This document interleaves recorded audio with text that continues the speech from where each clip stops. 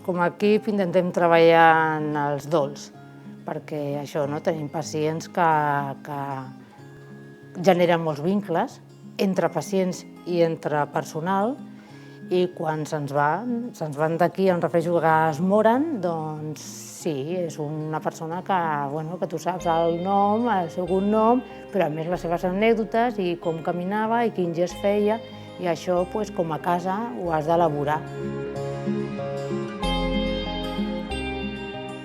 Hi ha dols que costen més elaborar que no. Tenim ajuda psicològica, si volem, està la psicòloga, està el metge que sap molt sobre el tema del dol, però després els recursos naturals de...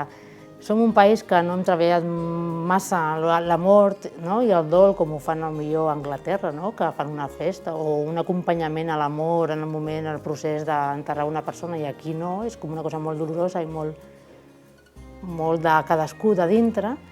i s'aprèn. Al principi es pateix molt i després fas aquell treball de pensar que és un cicle, que aquella persona, si s'ha mort amb 80 i escaig anys, doncs Déu-n'hi-do el que ha viscut, que si ha perdut qualitat de vida, doncs és el que jo espero, en el moment de perdre qualitat de vida no està aquí, i bé, vas aprenent.